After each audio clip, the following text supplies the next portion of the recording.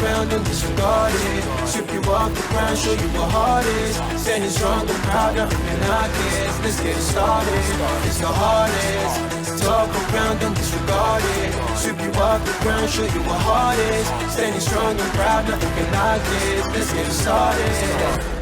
Yeah, get your boots ready. We're about to go on a trip where we wrestle nobody settling or calling it quits. You're here for the grit, betcha this stuff is amazing. You're stumbling? Welcome to the bump in the apron. Step into it, the hardest part of the ring. Here to bring fun, yeah, in this art he is king. It's the best thing, making sure you don't tap out. Don't go soft with the hardest podcast out. And it's not just another one, it's clear.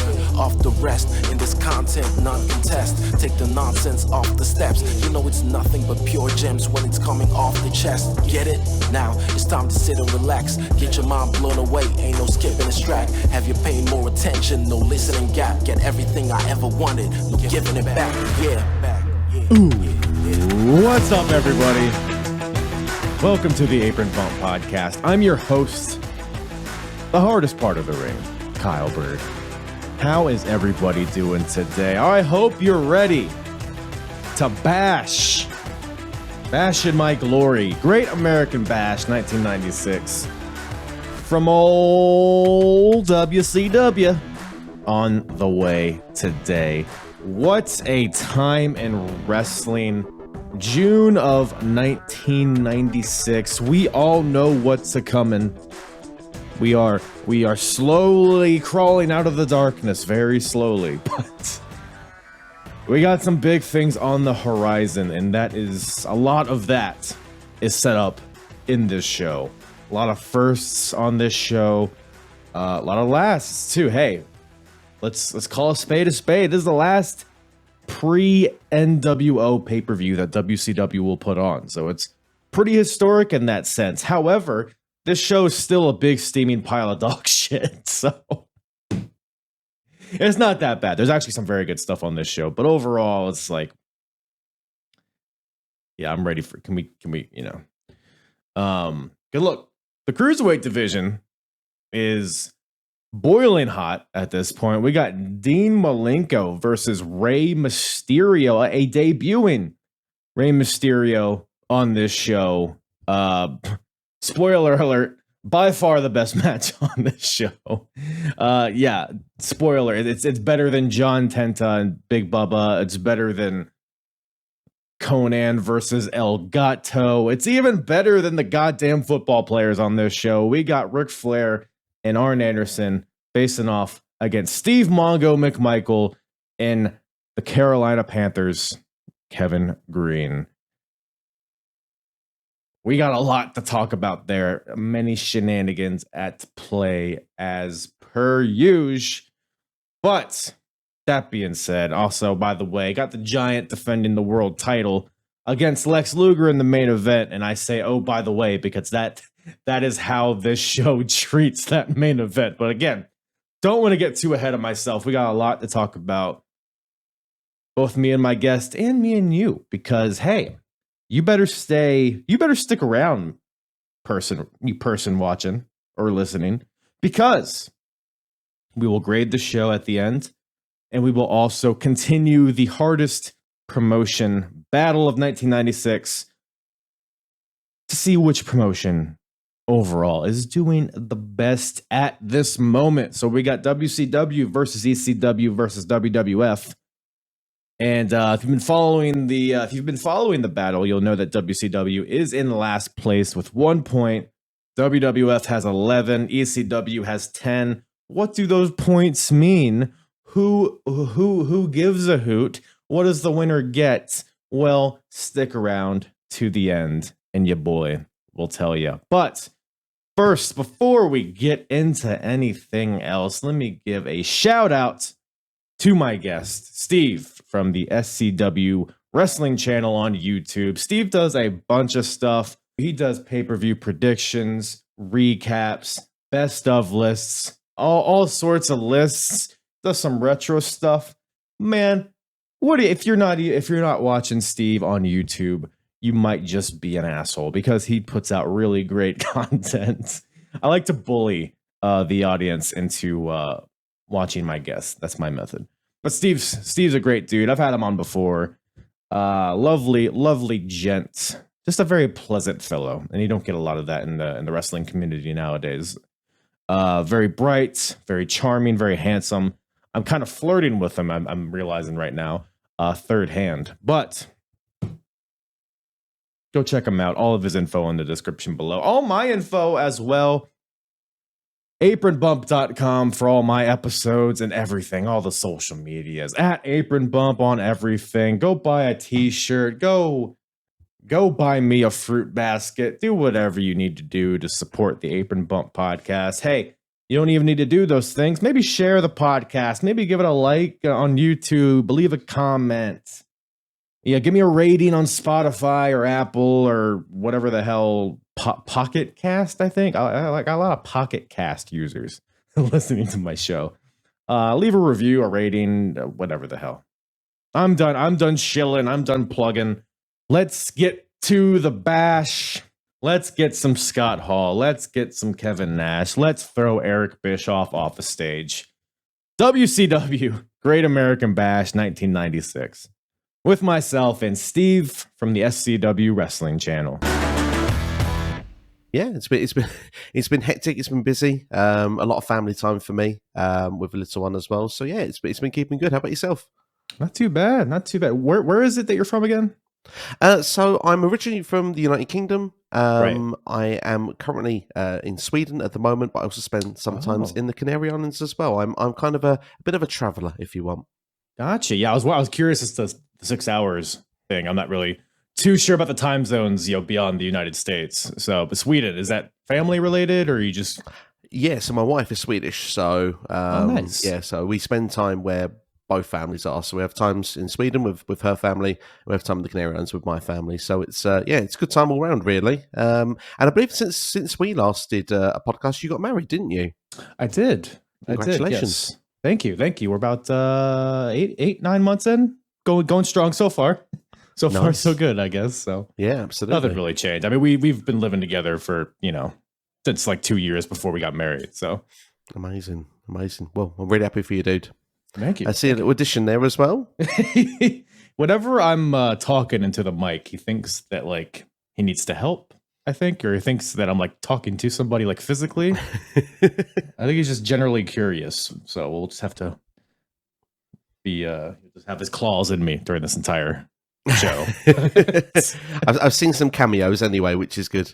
Oh, he likes it until I put the mic up to his mouth, and then he just clams up. He always has stuff to say until I ask for it, right? Yeah, exactly. He's been puking lately, so hopefully he doesn't do that too audibly if he does. But maybe he just watched Great American Bash 1996, and that's why he's puking, huh? That could be the case. Well, especially if it's a bit of John Tenter and Big Bubba. I mean, goodness. Ooh, that was this is a weird show, man. It was because I know this show for all the shenanigans with Kevin Nash and Scott Hall. Otherwise, I wasn't super familiar with this show. But you yourself, did you watch WCW like around this time frame? So yeah, I watched WCW in spells because in the United Kingdom we didn't get any wrestling, whether it was WWE or WCW, till Friday. That was the first time we'd get it. And obviously, being young, without the internet, not aware of a Dave Meltzer, used to be kind of spoiler free the entire week. You'd wait till your Friday. But of course, compared to Mondays, you think of the Monday Night War, you'd think, oh, well, in the UK, we'll probably get it different times. It'll be, you can watch one, watch the other. They did exactly the same thing. So it was kind of like you had WWE and WCW head to head. So it was very rare I would go and say, I'm going to watch WCW over WWE or anything. Usually, the one time I actively changed the channel was Goldberg and Hogan, which was like in the middle of 98 when Goldberg won the title. Right. But apart from that, you'd get occasions where you would see maybe the first hour of Nitro, and then you could switch over to WWE. That would be the way it would usually work out for me. So I am familiar with some of 96, purely because around that time period, I would tune over with the NWO stuff when it started. Mm-hmm. This show I had not seen or anything of until the pandemic. That was when I went through my, we can't go to work, we can't leave our homes, let's watch WCW because things can't get any worse. So But yeah, it was a good time, particularly around summer of '96, and this is where things I think start to heat up. Obviously, like you mentioned there, the Nash and Hall stuff is pretty exciting, and obviously there was a couple of matches that I remembered from this show. I look forward to going back and watching them. Rey Mysterio, Dean Malenko was one that I was quite keen to watch again. Oh yeah, and of course the infamous Chris Benoit. Can we say his name against Kevin Sullivan, the Taskmaster? Clearly put in the tasks. This was the early stages of that feud, of course, right. And then before things got very real. So Kevin Sullivan definitely murdered Chris Benoit, right? I mean, do we say the word allegedly? I don't know. What do we do? Sure, yeah, allegedly, right? I mean, I think there's a conversation to be had, right? It's probably all boils down back to this, toilet bathroom brawl that they had. Is if my guess. That's just me though.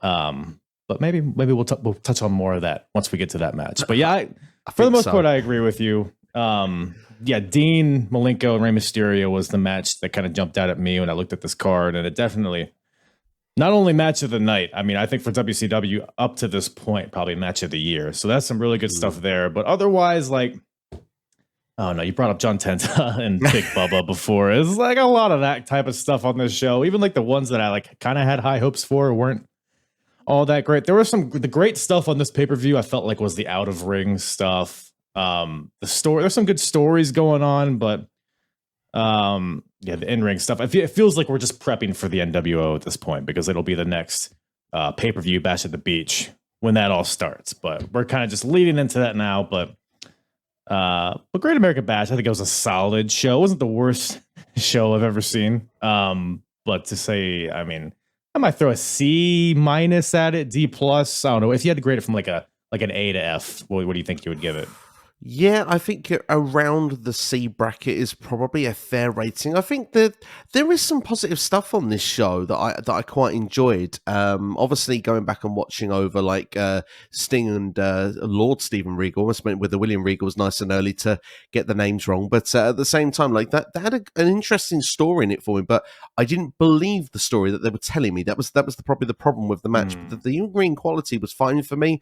I didn't mind, and usually I have a very hit and miss when it comes to the, let's say, athletes, outsiders coming in for pro wrestling. Obviously, you've got the right. NFL, pro footballers, and let's be fair, an Englishman on the Great American Bash, usually you can see there's going to be some question marks to me of Kevin Green, Mongo Michael. Obviously, Mongo had been a part of WCW for nearly the best part of the year on commentary, but obviously Kevin Green was someone that I had no clue who he was, and I still only know him really through his time of his appearances through WCW. I've never gone to go and see what he did in the NFL. So from an outside USA perspective, it's a bit of I don't know. I've always had a disconnect with that, but at the same time, I always make the comparison and think to myself, this is almost like WCW kind of seeing what WWE did or WWF back in '95 with Lawrence Taylor at WrestleMania 11. Probably thought, I want some of that action. Where for me as a wrestling fan that age, absolutely hated the idea of that. I think it's the worst WrestleMania ever.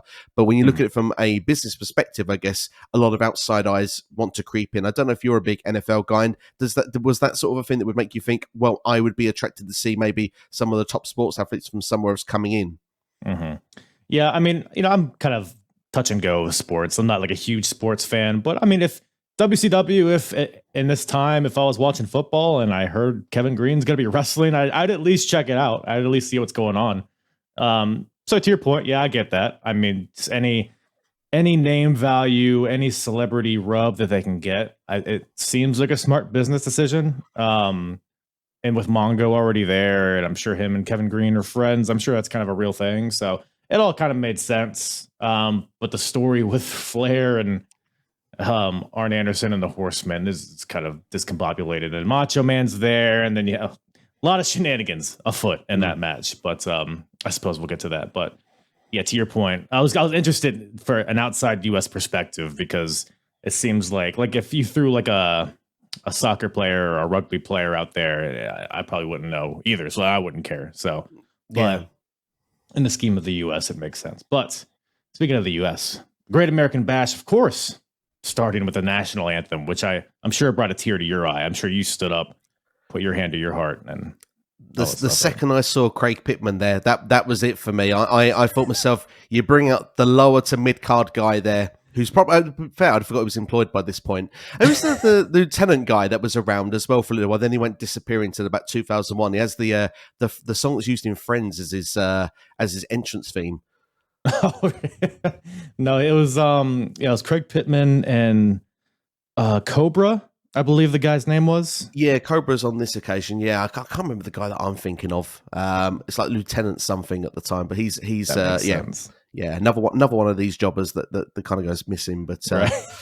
Yeah, yeah. Watching WCW like in hindsight, because I never watched WCW, so seeing like these names that I've never heard of, like I had never heard of Craig Pittman until I stumbled upon him doing these reviews, and it was really, I mean, the match he had where he was facing Cobra.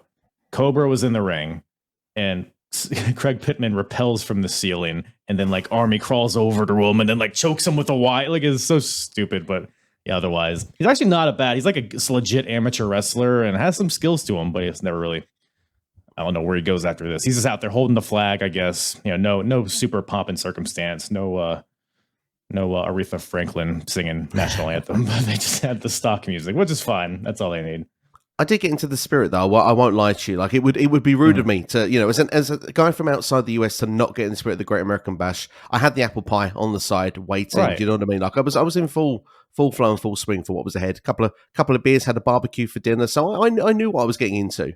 All the American stuff, right? Get some McDonald's, all of that. Yeah. But I mean, you got Wembley Stadium coming up, so you're already in a good mood. You already got enough. Let us have, you know, Baltimore, Maryland, a Great American Bash. That's fine. But yeah, we start out here. Commentary lays out the scene, kind of what's going to be happening on this show. They bring up how they're going to get the answer on whether or not WCW is going to go to war with them, which of course is Hall and Nash at this point. It's just interesting to see how like the seeds get planted for the NWO here, but we get more of that later in the show. But we open up with, man, maybe my second favorite match of the night. We got the Steiner brothers versus Fire and Ice. Of course, the team of Ice Train and Scott Norton. It's kind of like a guilty pleasure type of match for me. Just big boys. I can't say this was a good match. It was kind of sloppy, but man, it was just entertaining to see these big guys just run into each other. You got big guys picking up other big guys, dropping them on their heads. I mean, it was a pleasure to watch for me. What do you think about this one? Yeah, I really enjoyed the match actually because, like you said, again, is that believability factor. Is like the Steiner brothers, one of my favorite teams from the '90s. I always enjoyed their work and was mostly familiar originally with their stuff. Actually, in WCW, went up very, very early days when it was like the Saturday nights. We used to get that one of those shows on Sunday morning TV in the UK during the kids' sort of time. But yeah, seeing them go to WWE and coming back to WCW, they were big time for me. And like you say, Fire and Ice, I never believed they would win the match, but at the same time, I felt that when you look at Scott Norton's role in WCW, when they sort of tried to bring him in as a big deal, and then he kind of lost his way, they couldn't really find a place for him. This tag team kind of worked quite nicely up until the NWO was actually a factor where you could be a part of that group, part of the B squad. But you know, for me, the match was good. Like you said, it's big men throwing meat around, and to be fair, they're doing a good job of throwing themselves around. Like you say, not every move is hit perfectly, and I'm sure we'll talk about the finish later on. But obviously, seeing like Scott Steiner throw some suplexes, throw some guys around, it's just fun to see. The Steiner line as well, and I mean, how can you not get pumped as well from the Steiner Brothers theme song? So the theme song? Did the band that did this theme song? Did they just knock out the Steiner's theme song and Sting's theme song like one after the other? Because I can never tell which one it is. I swear it's like the same intro and then like the chorus is different, but it's a banger. Whatever, both are bangers, so can't complain. But yeah, I mean, there's some. Man, Ice Train is just huge. I had never really seen much of Ice Train before, reviewing this, but it was again, it's just a power plant guy, I'm assuming. Just a big old boy, Scott Norton, arm wrestler, and then the Steiner brothers, of course. But yeah, Scott Steiner probably stood out the most as far as like moves that happened in this match that kind of caught my eye. Like when he drops Norton on his head with a T-bone suplex, I think there's something to be said about a match being a little rough around the edges. There's a bit of legitimacy there. It's like not super clean, but it makes it kind of feel like a struggle. So that is a plus on my end when watching this. But Scott Norton, man, he catches Scott Steiner off the top rope. Like Steiner goes for a cross body. Norton just catches him like a baby into a power slam. So there is some really impressive stuff here. Ultimately, though, the finish comes when the Steiners hit their double bulldog doomsday device deal, and then Scott hits maybe the ugliest Frankensteiner I've ever seen in my life. I don't know if you could even call it that, but gets the win. So, yeah, what you think about that one? Yeah, Botchamania, the finish. It was kind of reminded me of WrestleMania 9. I think that the Frankenstein on that occasion wasn't the cleanest either, and just the way that the head hit the canvas, you kind of like. But like you say though, you've made a really good point. Rough around the edges sometimes adds a bit of legitimacy to a match. You sort of start to feel like you're not only just suspending your disbelief watching a wrestling show, but it's nice to feel sometimes where it's a bit edgy and you feel there's a feeling where, I don't know, realism creeps in because literally the guy is being dropped on his head. But of course, you want the safety first, of course. But there was some other cool moments in the match. I mean, Scott Norton landing a couple of those shoulder breakers. When do you see that these days? God, you don't get those moves nowadays, and that's a.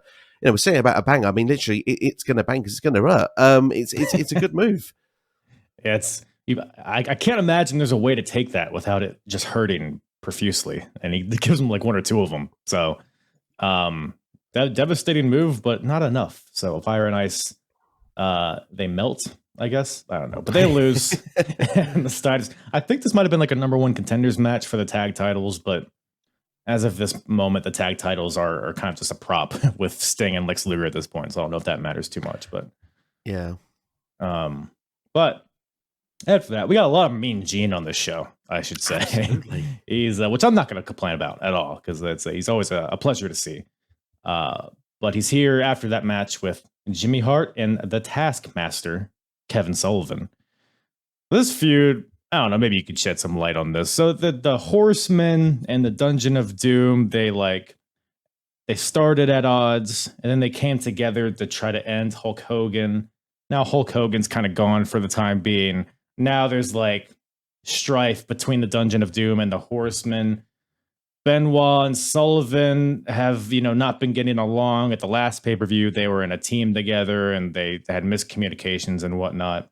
But Arn Anderson's trying to be the middleman and trying to bring the guys together. And Kevin Sullivan's here is like, it's not about the Horsemen, it's about Benoit. So I don't know. What'd you make of this? I mean, I guess we'll touch on it more in the match itself, but I guess the Horsemen and Dungeon of Doom feud, if you have any memories of that at all. Yeah, I mean, obviously you summed a lot of that pretty well, but I think obviously that defining feeling is Sullivan has always had that connection with the idea of the Horseman. Like him and Arn, I suppose, have had that history going back, and he claims Benoit to not be a Horseman and not to be good enough. And obviously he had the feud going on with Brian Pillman at the time in early 96, which of course he said, I've already chased one guy out that wasn't a Horseman that you deemed to be a Horseman. I'm now going to get rid of another. And obviously that's what leads to that. But I don't know, there's always something a bit fun when I hear the words Dungeon of the Doom in general, not to go off completely off topic, but No, please. For me, I hear like when people say to me, Bray Wyatt, would you like those Firefly puppets to come to life? I immediately think we're going to get the Dungeon of the Doom return. I mean, I don't need to see Zodiac again. Do you know what I mean? And Shark. Right. And it was like the biggest group of misfits of a group you've ever seen. And it kind of was like the early stages of like that sort of... where you'd see like vignettes and stuff backstage, kind of not like a Firefly Funhouse, but they kind of went into your own realm with the Dungeon of the Doom. It's completely bonkers stuff, and only the mind of Kevin Sullivan can come up with anything so wacky and weird and crazy as he does. And you mentioned Hogan a minute ago. I mean, I've never been the biggest fan of Hogan, but to think that Hogan going to the dark side is as a result of Kevin Sullivan never sits right with me, because all the people Hogan had faced. But at the same time, when you look at it here, when it comes into this feud here, it's quite a tasty idea. This has been building, like you say, for a matter of months, because like you said, they've worked together. Now they're kind of going against one another again. They were against one another at the start. And obviously that idea of like, is this guy, is Benoit good enough to be a Horseman? And we're going to find out in the match, which for me, it kind of sold up the match perfectly. Right. It's almost in a way, almost like Pillman left and Benoit kind of just jumped into his place, feuding with Sullivan. But I think it, I mean, it does get weird as time goes on. But I guess we'll see. But what's your favorite El Gato match? Probably this one. I don't think I've seen too many, if I'm honest. I did a little research on. So it's Pat Tanaka. Which I didn't realize while watching this, but I'm not too familiar with him. I've heard the name. But doing a quick search, it didn't seem like this gimmick was a prominent part of his career. I guess the Oriental Express, I think he was probably most known for. I don't know. Yeah. Do you have any other, you might be more of a Pat Tanaka aficionado than I am. So please educate me. I mean, to be fair, the only name that got resurfaced to my name the recent weeks was on Dark Side of the Ring. That's pretty much how the name come back into my brain. But yeah, I think, like you said, maybe the Orient Express. But I was sitting there thinking, I recognize this guy under the mask. I mean, to be fair, before we even go really into much detail of the match, all I can say is that his match with Conan, I'm distracted for most of this match. I mean, at least pick a mask that fits. It's like, did he pick up an XS? What's going on? Like, it's like me picking a pair of Speedos at an XS. You're not going to fit much in there. Do you know what I mean? It's not a good deal. Yeah, it seems like just the tiger mask that he just put on. It's like a guy who's playing a wrestler. He was wearing like slacks. It seemed like you just got a guy off the street like, hey, throw this mask on and wrestle Conan for the U.S. title. But whatever, man. Maybe there's some Pat Tanaka fans out there that are yelling at us. But it kind of when he came out, I was like, Is that Haku under that mask? Because it kind of looked like him in the face and a little bit in the hair, but he wasn't quite as big. So it's like it couldn't be Haku. But whatever the case is, he's facing off against Conan here. Really, I mean, this felt like more of just like a showcase for Conan. I don't want to say this is a squash match, but it kind of was. I mean, really, the things that, well, I'll say this: the thing that actually stuck out to me in this match. You said you were distracted by the mask. I was distracted by Dusty Rhodes trying to call this match. He's all the submissions. It was like all throughout the show. I mean, he's like Conan had him in some sort of leg lock, and he's like, "Oh, we've got him in a spider way up. Who's got who?" You know what I'm saying? So I don't know, but I don't know what you think of Dusty Rhodes' commentary. I guess in this match, just in general on this show. Dusty is a character. He's a legend. We give him his mad props, but I mean the commentary table. I don't think he knows what he's going to say, and I think sometimes that's the brilliance of it. Like you don't know what's going to come out. I mean, even towards the main event, he's something like, "This show's been unbelievable," and it's like he said, "I know I've said that a lot. You're going to compile it into one little clip," but he's like, and afterwards, it's like, "It's been incredible." They're like, "You'll wear that word out next." It's like he can't really, and I think he gets Michael Buffer's name wrong at one point. I think he calls for Bruce Buffer, David maybe? Penza. For a ringside, and it's like, no, it's Buffer, and you could just see like there's literal like he's all over the place on this show. Literally, he can't keep himself together, but he is entertaining to listen to. That's one thing for sure. But yeah, I mean, obviously, maybe distraction for you in this match, and I couldn't get off Elgato. Was it eBay around in '96? Where did he get the tiger mask from? Yeah, possibly eBay. What else was around? AOL probably had something, right? You could dial up and get a mask, call a number. Call the hotline. This is probably the hotline, actually. You could call, and Mean Gene or Mike Tenay would send you one. Maybe Liger brought one over for maybe Cody Rhodes or something at the time, being like 8 or 9 years old, and Elgato went, "I'll borrow that mask. It's a kid's mask, but I'll make it work." I mean, it's probably just at the merch stand, to be honest. Probably had to pay for it too. You know, he's not gonna get any free masks. Pat Tanaka, get the hell out of here. Go lose to Conan. Yeah, in this match, Conan, it's fine. You know, Gato gets a little bit of offense in, but ultimately Conan controls most of this match. Eventually hits a sunset powerbomb off the apron to the floor, which looked pretty gnarly. Threw him back in and hit him. Conan hit Gato with a Alabama slam out of the corner, and then just flips over for the pin for the win. So Conan gets the win. He's been U.S. champion at this point for a while now, so I guess we're still just building up Conan, which is interesting because I know he just kind of becomes a member of the Dungeon of Doom eventually, right? And then we're off to the races with the Cholo Conan, but we're still with the luchador, you know, with all the tassels and the colors. And I don't know if he came out in a mask this time, but I know he's been doing that. But the match was what it was. Like I said, it was kind of just a showcase for Conan, but I don't know. What'd you think of the match itself, I guess? Yeah, it's comfortable for Conan. It's a bit of filler. They give Elgato, we give Elgato probably more time than WCW gave Elgato, to be fair. But yeah, I mean, like you said, the match was fine, but there wasn't enough really to stick your teeth into it to really take too much out of it. And like you said, they're trying to build Conan into being that star. Like you said, eventually he will change himself up. He will go into the Dungeon of Doom. Obviously, later the NWO as well was calling the Wolfpack also. So he will go on to find his fame and fortune in World Championship Wrestling. But at this moment, he's still kind of the, for me, a very generic character. It's not something that connects. It's not something that makes me hooked onto the screen, even though Conan is a very impressive athlete. Yeah. He'll definitely figure it out, to your point. But after that, we go backstage. We got more Mean Gene. This time he's with Sting backstage. I'm gonna go ahead and guess you probably did not enjoy this interview.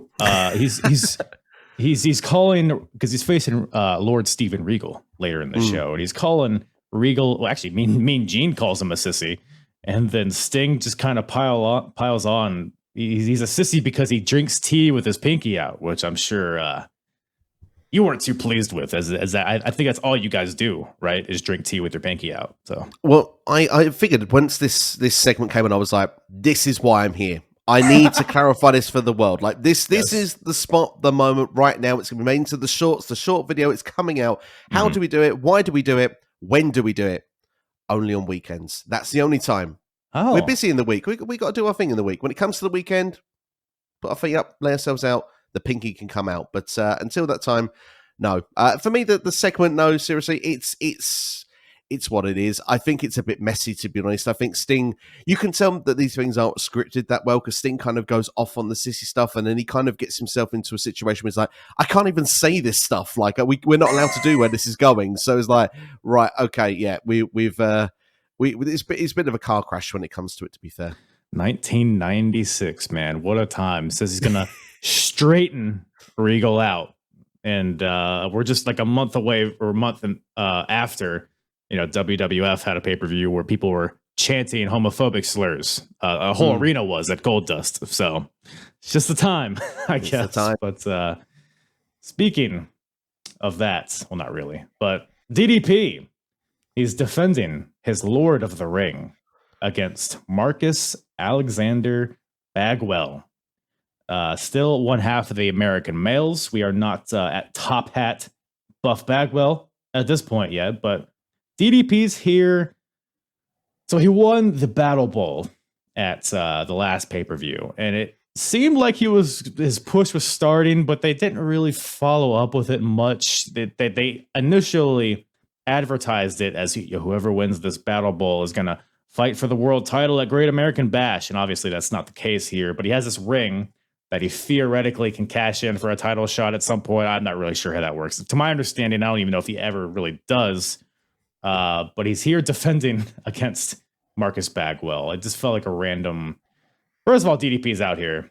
He tried, because they're in Baltimore, and I don't know if this really hit with you. Cal Ripken, are you familiar with Cal Ripken, the baseball player? Baseball stick, hit a ball. Yeah. It's kind of silly. But Cal Ripken, he set the record for most consecutive games played. He plays for the Baltimore Orioles. He was a good player back in the day.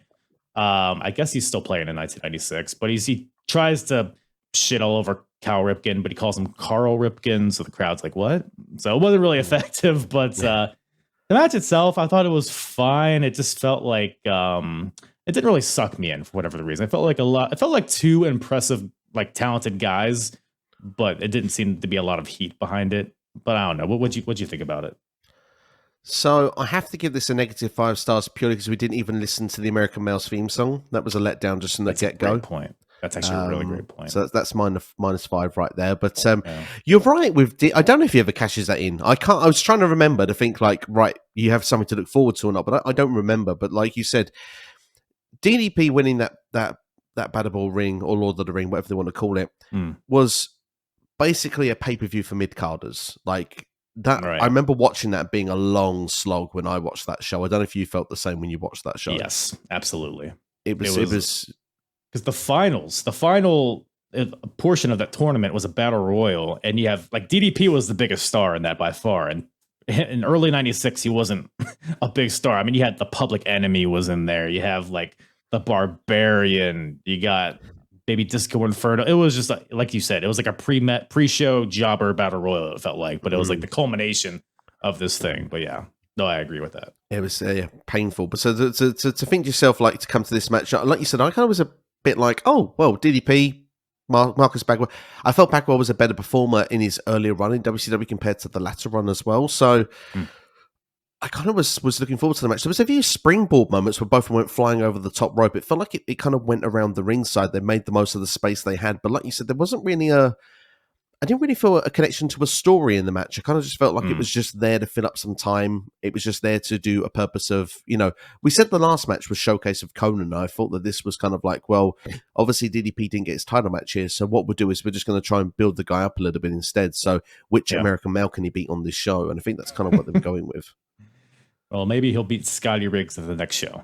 We'll just look forward to that. But yeah, no, I agree. It was, like I said, it wasn't anything. It was a fine match. Like the action was well paced, but just for whatever reason, I kind of just didn't really.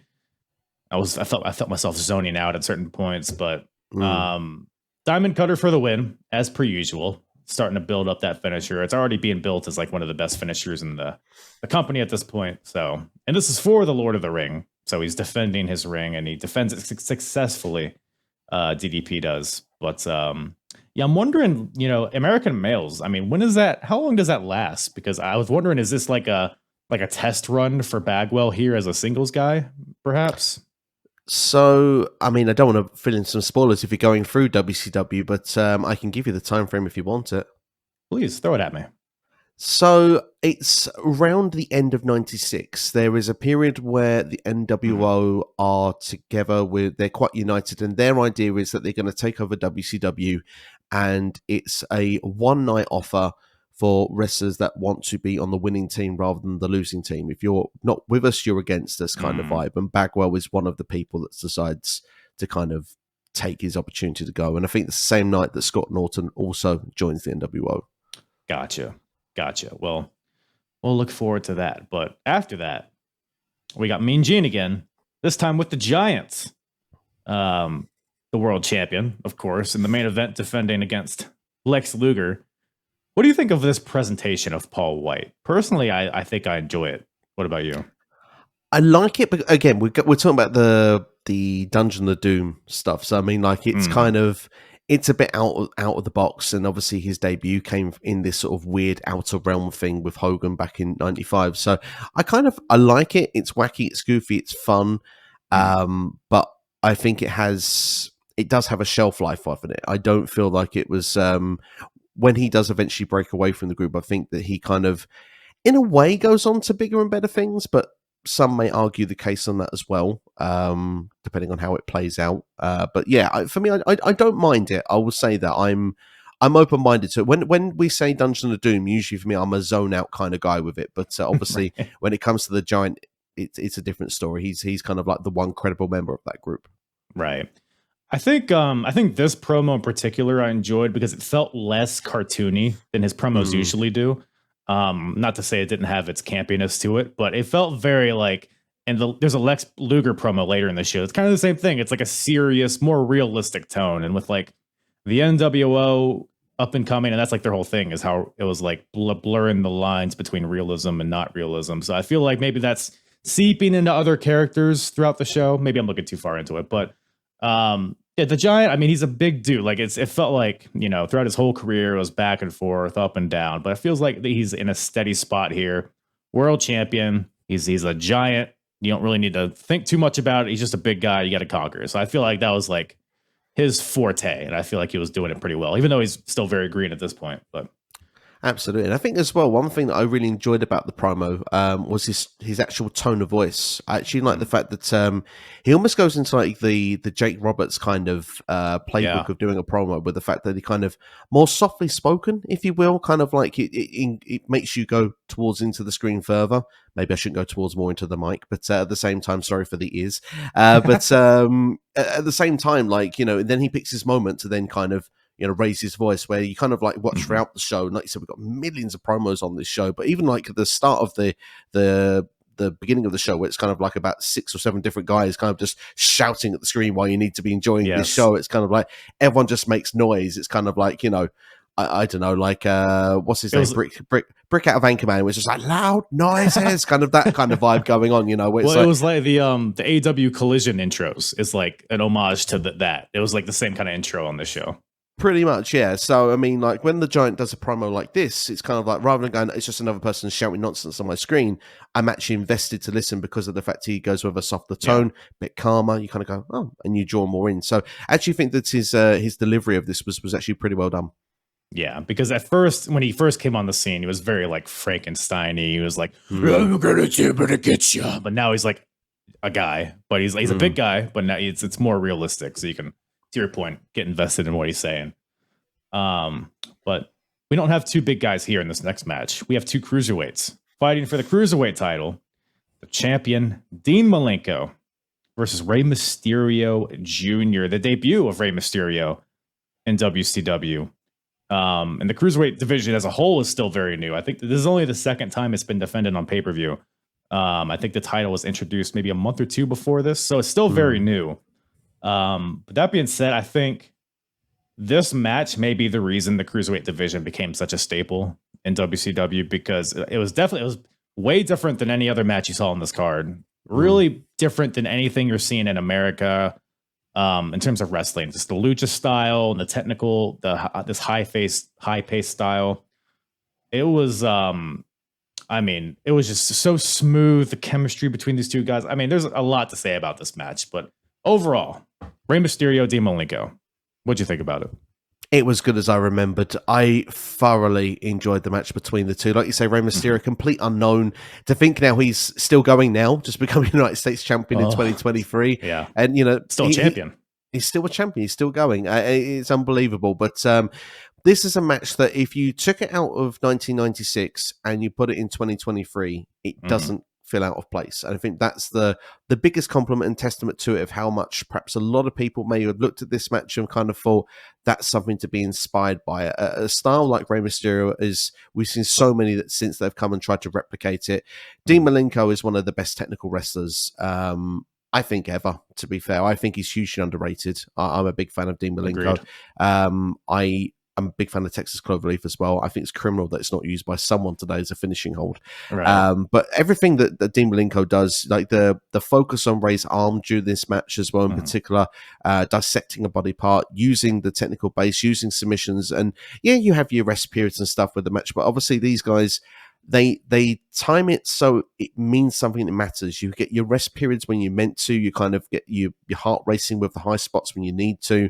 This all in all for me just ticks a lot of boxes. It was a fantastic match.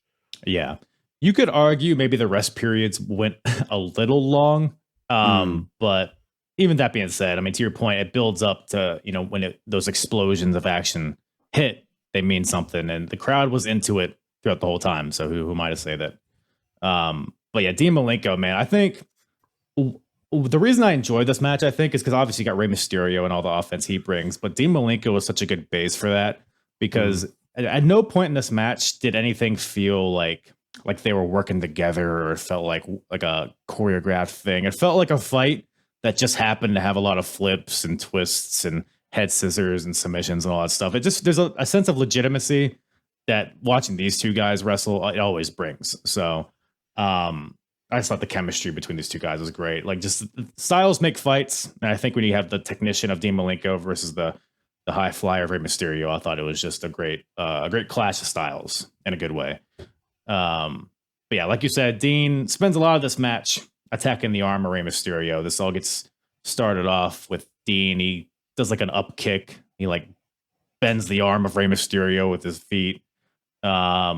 And then he's just throwing a lot of unique ways to attack the arm, whether it's trapping Rey's arm in the barricade and then kicking it, or doing like hammerlock slams, or using the ring apron. Like, he's all the submissions, like the 1,000 holes thing. That's like a real thing. So he has a lot of ways to attack the arm. So it kind of kept it interesting as he was kind of slowly beating on Rey here. But Rey comes back, springboard helo to the outside, which I feel like it's a clip that's all in all the highlight packages for the cruiserweight division, how Rey just like jumps like 20 feet, it seems like, to flip onto Dean Malenko on the outside. And it's at this point towards the end, the action picks up. You got a bunch of roll-ups, counters, close calls, 2 counts. Rey hits a West Coast pop for a 2 count and then goes for a victory roll onto Dean, but Dean counters it into a brutal looking power bomb and then just adds his feet on the ropes for good measure. And that gives Dean Malenko the win. And so he retains his cruiserweight title, standing ovation from the crowd. And I feel like we're just off to the races with the cruiserweight division here. Unbelievable. To borrow that from Dusty, who says it all through the night. But no, I mean, the thing is, a testament of how good this match is and why people watching this, if there's like a match they should go and seek out, is this one, is the fact that, like you said, that Dean Malenko puts his feet on the ropes. He's the heel. He's cheated to win, yet the crowd still give a standing ovation because they have just seen a masterclass. It's like you said, the styles of technical and high flying brought together 2 special athletes who, you know, let's be fair, unbelievable chemistry to the point WCW went, we're doing this again. And they have a countless other great matches throughout their time in '96. And it's like, this is just the springboard, like you say, for what is a very exciting division that leads going forward in WCW for many years to come.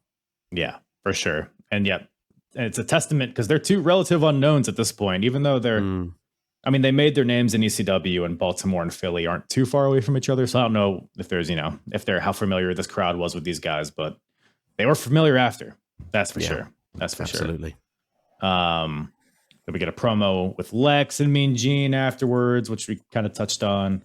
Just furthering the builds. Another kind of like he's like a Jake the Snake Roberts, just a really low. Even Lex even says, like, I'm not going to scream. I'm going to tell you what I'm going to do. And it was like one of the best Lex Luger promos I've ever heard, which isn't saying that much. But how do you feel about Lex Luger? It's a great question. I mean, to be fair, like you said, the bar isn't so high. It's not as high as Rey Mysterio jumped in the previous match, is it? But yeah, I mean, Lex is an interesting one because he's someone that should have been the guy. I remember when I started watching wrestling, and I was a fan of Lex because he had, like, you know, the look of what was a world champion. He in ring, the torture rack and his moveset was pretty decent. But obviously, when you look at his run in WWF at the time in 93, 94, I completely soured on Lex. I don't know if it's just the fact they forced him down my throat or whatever it was. But I mean, even coming to WCW, he felt instantly in 95, he felt like he was kind of like the Lex that you expected to see, kind of like with the, you know, he won his world title match and stuff, and the stare down with Hogan, all that stuff at the beginning, which, you know, I think plays into Halloween Havoc 95. But obviously we go into 96 where Sting and Luger, like you say, become the team. They run with the tag team titles, kind of just keep them hostage, it feels, for a long time. But Luger does the same with the TV title, if I'm not mistaken. He has that thing for ages, and I don't think you ever see him, how he won it, how he loses it, anything. But at the same time, like, he's a guy that should be the guy, but for some reason something is off, and I don't quite. It's one of the things I've never quite been able to put my finger on what is wrong with Lex Luger. Yeah, because I mean, Lex Luger, he was a little bit before my time, or I was a WWF kid, and I started watching in like '99, so I didn't really get Lex in live action. But going back and watching, because I started this timeline '94.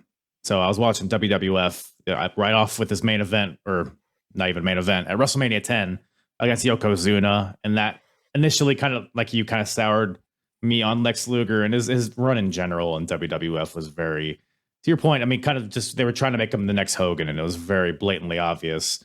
But when he came over to WCW, it was like, okay, he's kind of just a guy now. He's kind of has his own persona about him. And I was like, at this point, starting to get kind of behind him. Even with this promo, I was like, hell yeah, Lex, let's go get him. But then the match, we'll talk about the match, but I'll say this, it wasn't the best follow-up, I guess, to this promo. But no. But before that, we got the Shark, John Tenta, versus Big Bubba, aka Big Boss Man, aka the Guardian Angel, aka the Boss, aka Ray Trailer, aka, I don't know, any other gimmicks come to mind? Forgot to shower, looks like to be one of them on this show. I'm very puzzled by his getup here. He's a new member of the Dungeon of Doom, so I guess his idea of a Dungeon of Doom member was to be like a biker with a silly hat. felt like it. Yeah, it's a bit random. I mean, one thing I will say first off, I have two positive things to say about Big Bubba and John Tenta. Oh boy. Yeah, believe it or not. The first one is John Tenta, the dedication to the storyline. The man has half of his head haircut or shaved or whatever, and is sporting the other half as long as it was, as you all picture Earthquake, he has got half of his head like that and half of it not. So credit to him for keeping that for however long he did so. Compliment number 2 is I enjoyed their match at the next pay-per-view a lot more than I have ever had the right to be. So that's something to say to you that maybe to look forward to, or you can turn around and say, I don't know what he was drinking that day. Clearly not the same as me. But one thing's for sure, I just wondered who they annoyed, because it's like to be put in between the two arguably best matches of the night, or two most, spectacular with the cruiserweight action, spectacular with the idea of a false count anywhere match where anything can happen, to then slap in the middle. It's almost like being told, you can't have too many nice things. Here's John Tenta and Big Bubba. That's kind of like the vibe I get with this. Yeah, I guess they're trying to vary the type of match, but yeah, it's hard. It's a hard follow, and it'll definitely, the next match will make you forget about this one too. But yeah, like you said, John Tenta, no longer the Shark. He's been kicked out of the Dungeon of Doom, and Big Bubba has slid right into his spot. And Big Bubba, they had a fight on Nitro in the weeks leading up to this, and at one point, Big Bubba shaved half of his head, of John Tenta's head. So now he looks like a silly goose with only half of his hair, which I feel like today is kind of like a style. I feel like people just do that on purpose nowadays. But John Tenta, he keeps it like that so he can remember every day when he looks in the mirror, he remembers that Big Bubba cut his hair.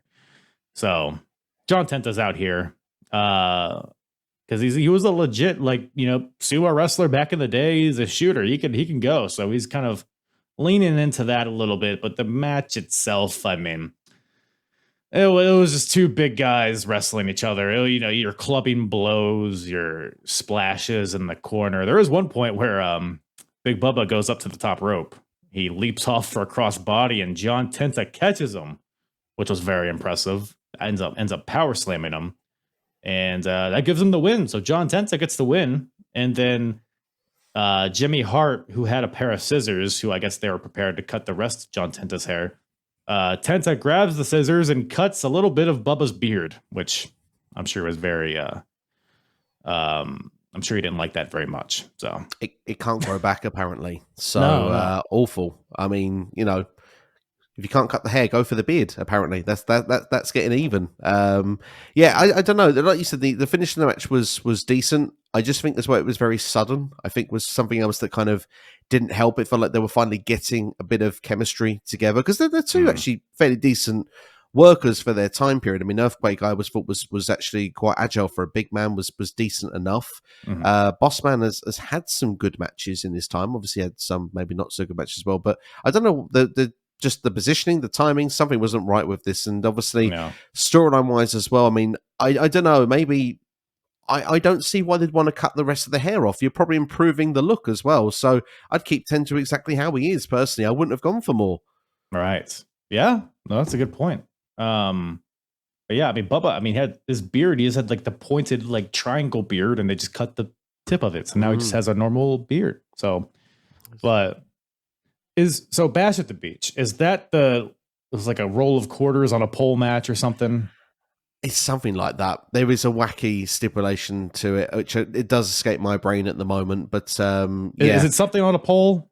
I think so. I think it could be the roller quarters. I think that seems to ring a bell now that you say it. Right. And to be fair, I don't know. Without giving too much away, Rey and Dean Malenko is an unbelievable easy 4-star match. Rey Mysterio's match kicks off Bash at the Beach, and I would argue that I'd even put it as close to a 5-star. It's unbelievable, really? His match, the kick off the show. So I'm on a natural high anyway, and that match is second. So that might have something to do with it. I don't know. Yeah, it's all about the pacing of the show, man. That can really influence matches. But I have seen that show. It's been a while. Does Ray face Huvitude? It's Psychosis. Psychosis. I don't really remember much about the match, but I'm looking forward to revisiting that. And yeah, the John Tenta Bubba match from that show. All I remember is the hilariously tall pole, like so unnecessarily tall that like none of these guys are gonna climb it. I think Jimmy Hart ends up climbing it or whatever. But yeah, just more gold to come from these two or three, I guess. So we're backstage. Let me tell you, I mean, Mean Gene with Kevin Green, Steve Mongo, McMichael, and each of their wives. I mean, just a couple football players yelling at the camera. I'm sure this got you all hot and bothered, right? I think I switched off for this. I genuinely, there was so much noise going on. I like to try and dissect a promo, but yeah, there wasn't anything for me to take away from this that was positive.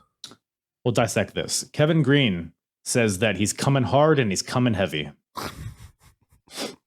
Thoughts? As our truth once said, that ain't PG. You're not wrong there. But speaking of PG, we got some pretty great guys here. Falls Count Anywhere match. Chris Benoit versus Kevin Sullivan. Just reading the matchup is just bizarre to me. Falls Count Anywhere, and it's they played to the gimmick. I will say this. I mean, they spent very little time in the ring. I think it was only like the pinfall pretty much, which I feel like the fall should have not been in the whatever. But we talked about, you know, the Horsemen, the DOD drama. They've been at odds. Benoit and Sullivan have. So Sullivan's kind of, he thinks he's going to run off Benoit like he did Pillman. So starts off hot in the aisleway, as it should. You know, we're fighting around the ring. We're fighting in the crowd. It's Falls Count Anywhere, so the match can end at any point. Although I don't think anyone ever went for a pinfall outside of the ring, unless I'm misremembering. But I mean, I would say the bulk of this match occurs in the men's bathroom, which kind of looked like a clean bathroom. Do you think they cleaned that up in preparation for this match? When I go to a bathroom, especially at a sporting event like this, the urinals are clogged, the toilets are clogged, there's toilet paper, there's brown liquid all over the floor, somebody's diapers getting changed on the sink. I mean, it seemed like it was pretty, you know. I've got to give you props for hard-hitting journalism. I mean, to be fair, to take all the detail out of there and actually pinpoint, because I think you're right. This has definitely been cleaned beforehand. There's no two ways about it. I feel sorry for the poor sausage that's probably, because this match is like an hour of like 20 minutes into the show. It's a perfect time where if you've had one or two beverages waiting for the show to start, you've sat through some of the matches. You probably thought you should have gone during John Tenta versus Big Bubba, but you thought, I'm going to hold on a bit longer because I don't want to miss anything from this show. And you think, I can't wait any longer. I need to go to the bathroom. And you're making your way there, and all of a sudden, I mean, to be fair, you're on pay-per-view, fantastic, but you've got Chris Benoit and Kevin Sullivan battling through it, literally going into every urinal, every sort of cubicle as well that they can get into. It's a bit of a weird time. If you're standing at a urinal, you know, having a number one, and Kevin Sullivan and Benoit are fighting right next to you, do you finish or do you turn and pee on them? That's the question. Probably number two. For defense, right? If nothing else. You've got it for defense. That's a way. That's your way of trying to keep them away from you. If they don't go away from you after that, it's their own fault. Kevin Sullivan, I feel like, would just embrace it. Yeah, so something about the look of that guy. But yeah, all the stalls. I mean, Benoit takes a really stiff shot with one of the doors to the head, which in hindsight maybe is not the nicest thing to see, but that's what happens here. And they kind of trade shots with the stall doors. Sullivan hits him with a brutal shot with the toilet paper rolls, which look, they were full rolls, so they were probably pretty heavy, right? So I don't know, any like particular part, like the bathroom and the hallways and the crowd, any part of this match kind of catch your eye? Yeah, I mean, obviously the bathroom spot is kind of probably the highlight of the match. I mean, this is something that becomes like the running gag through every time they face it. Feels after this, I feel like I see this spot like it all rolls into one. But when you mentioned Dusty was a bit of a distraction in a match earlier night, he is quite a distraction in this match.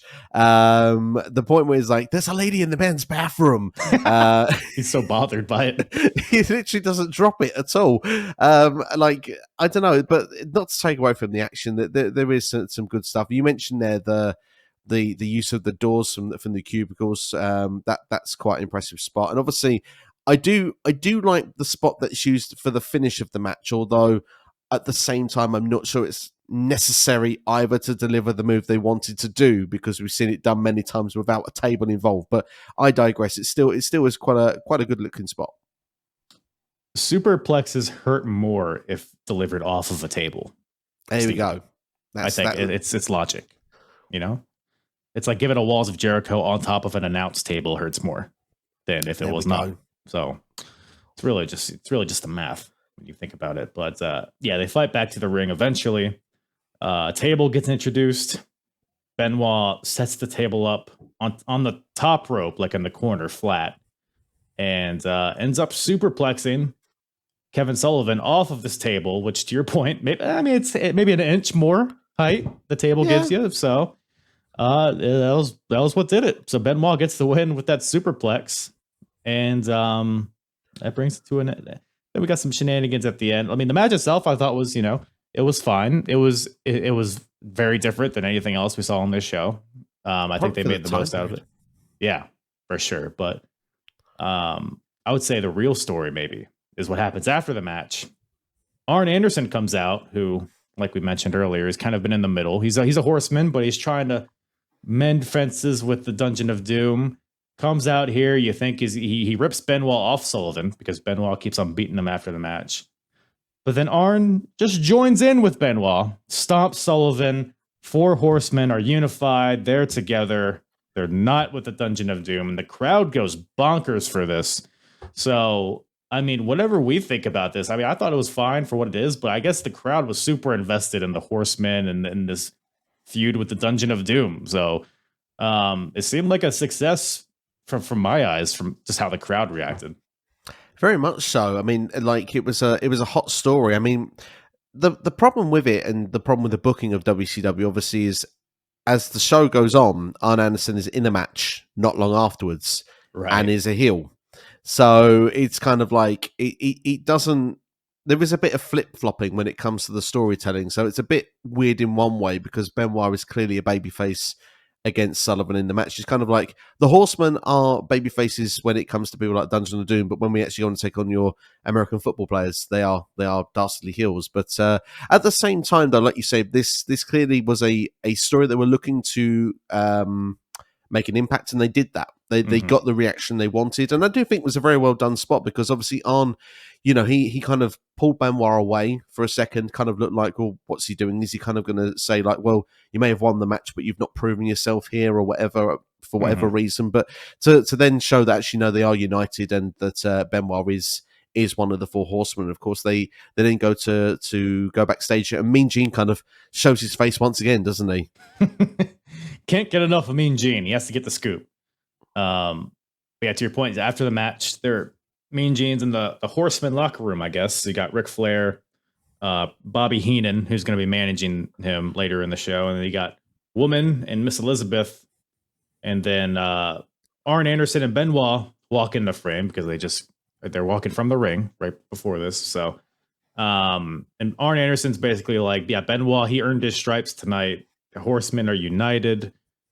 I don't know, it made the faction feel legitimate to me. I mean, because if Horsemen is obviously a time-tested faction, but with this iteration, initially with Pillman and Benoit, Pillman leaves, but Benoit's still there. It was kind of in a state of flux for a bit. It's like, is it like a legit thing, or are we just trying to slap a Horseman logo on this guy? But Benoit seems like a legitimate part of it now, and I think if nothing else, that match put him over, and he would go on to do what he would do. So, but Mean Gene, we get a Ric Flair promo, which is exactly what you expect. A lot of yelling, a lot of woo, a lot of ha, a lot of that. Women, champagne, all that stuff. But before that, we got the match that is, again, like you said, the reason you're here. We got America versus Europe. We got Sting versus Lord Steven Regal. So, I mean, it's the Great American Bash. You got to have an American stomp a foreigner, a dirty foreigner. So get him out of here. But this whole feud is basically, Regal. He just walked into Sting's locker room. He was like, hey, let me talk to you something. And then he just backhands him. He's disrespected Sting on Nitro, and Sting's looking for revenge. That's a very simple story. But otherwise, the match itself, I think it had its moments. Again, I think there was just too much kind of just dead air, maybe. I don't know. What'd you think of this one? I think it's kind of around the time period of how a lot of these wrestlers would be. Obviously, Regal is... I didn't appreciate winning Regal as much growing up as I do now. And obviously watching his run, I suppose even through like when he started in WCW back in 93, like he was always this time limit draw guy. He kind of had I think it was the United States Championship, could have been the television championship, but again, could have been, it would make more sense with the US title, but probably it was a TV title. And always was that guy that kind of would have those 15-minute matches, but make sure that the draws were there. He kind of always had where he could stretch people and have good technical wrestling, but it involved a lot of rest periods. And I think that always made matches seem a bit longer than what they are. Mm-hmm. And I think that was probably, that could have been an argument of an issue here. But from an actual move basis with both of these guys, they actually put together a solid match. There actually was good stuff in this one, particularly as it got to the latter third, if you want, the final part. I was waiting for a cameo there. But no, literally like, when it comes to that final third, that's when I felt like obviously the tempo's raised, Sting's making the comeback. But I like the fact that William Regal, Lord Steven Regal, got his showcase, because that's kind of what I felt like. We talked about earlier on in the evening where Conan had his moment, DDP had his moment. I felt like Lord Steven Regal was that guy that, as I mentioned, 93 going into 94 was being presented as someone who would be potentially a future world champion. There had a lot of hype on this guy, and obviously I think they run out of things of what to do with him, so he ended up being in the tag team with the Blue Bloods. Bobby Eaton was a part of the Blue Bloods for some reason at one point. Yeah. Defected. I think he's there at this point, yeah. Yeah, absolutely. God save the Queen and all that at that point anyway. Yeah, it's a bit of a weird one, but obviously Regal here, this is his chance to break out once again. And obviously commentary do an interesting job of making reference to Sting's hair. Not that hair should really matter, but obviously he'd been the bleach blonde for a long time, and obviously he'd recently then gone to the brown hair ratherwards, and it was a bit longer, and it was kind of like this is the talk of the locker room and stuff like that. I just kind of feel like when it comes to the result of the match, in a way they got it right, because like you said, of course the Americans should win, but this is a period where Steven Regal potentially could get himself to the next level. And of course, sometimes wrestlers get over in defeat. We've seen it many times before in many different circumstances. Jeff Hardy, Undertaker being one that just springs to mind off the top of my head. But I do feel that Sting was rumored to be the third guy at one point, and it was going to be the third guy. And I wondered if that commentary line was the sign of everyone's talking about it. Like, it was Sting really still at this point in the conversation? Was he going to be the guy that was going to be the third guy? And if that's the case, if he was going to turn on WCW, was it the right thing in him winning? Because for someone then to turn heel or turn his back on the company, you should have reasons to do so because things aren't going right. Maybe a loss of the tag titles, maybe a loss here at this show when he was representing his country and didn't get the job done. Maybe it worked long term because Sting wasn't the third guy. It wasn't him in the end. So perhaps it's the right thing in hindsight. But at the same time, if he was going to be the third guy and you're looking to make a new star in Lord Steven Regal to move him up the pecking order, this was the wrong result. But at the same time, I did think it was a decent match. Yeah, no, that's a good point. The third guy element of it, because I mean, he fought for the world title at the last pay-per-view and was screwed out of it. And him and Luger have been having their beefs, but they've kind of reconciled. So it is a good question. It seems like Sting's all like Sting at this point is kind of in a spot of, I don't want to say directionless, but it is curious. I'm wondering if they know who that third guy is at this point, or if they don't, or maybe if it's Mabel at this point, perhaps. Who knows? But yeah, no, I agree. The match is solid.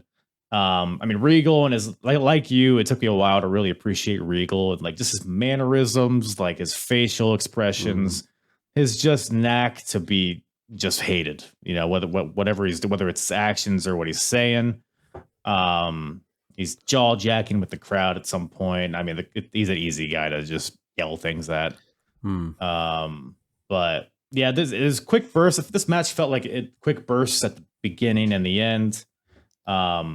Towards the end, Sting explodes with a clothesline, a shoulder block, goes for something off the top rope, but Regal counters into a double arm suplex off the top rope, which is pretty nice looking. But then ultimately, Sting just kind of feels like out of nowhere, just has another comeback, a few more clotheslines, and then just locks in the Scorpion Deathlock for the quick tap out, which this match, I guess, served what it sought out to do. Like you said, Regal getting this spotlight was nice to see because he has had the I think it was the US title, a run with it where, like you said, he was having time limit draws with like Johnny B. Bads and maybe Dustin Rhodes. I don't remember. It was maybe like a year before this, but ever since then, he's just been a guy in the Blue Bloods. So it was nice to see him branch out as a singles guy here. But the American conquers the dirty foreigner, which is probably ultimately the only reason this was on the card, which I'm fine with because, you know, Revolutionary War and all that. But you've got to tell the story. You've got to play to the You've got to play to the hometown crowd. You've got to do it. USA. I was surprised there's no Hacksaw Jim Duggan on this card, to be honest. You'd have loved that. No, I would not have. But we got a close second here. We got NFL versus WCW. We got a tag team match on our hands here. We got the team of Steve Mongo McMichael and Kevin Green of the Carolina Panthers taking on Ric Flair and Arn Anderson. And I mean, that's damn near feels like a lumberjack match because, you know, the football players, they got their wives, they got Randy Savage as their coach, and then the Horsemen, they got Bobby Heenan's their coach. They got Miss Elizabeth. They got Woman. A lot of moving parts here. We kind of talked about it earlier. It's probably just an effort to branch out to get some outside eyes on WCW. Perhaps that worked because we're approaching the boom period of WCW. But outside of that, the build here is that Ric Flair, I mean, he's just collecting other people's wives. Basically, he's got Macho Man's ex-wife and Kevin Sullivan's wife, I believe, at this point. And then he wants Deborah McMichael, obviously the wife of Mongo McMichael. But Deborah has been hesitant. Steve McMichael feels offended. He's like, "Hey, baby, you go keep your hands off my wife, baby."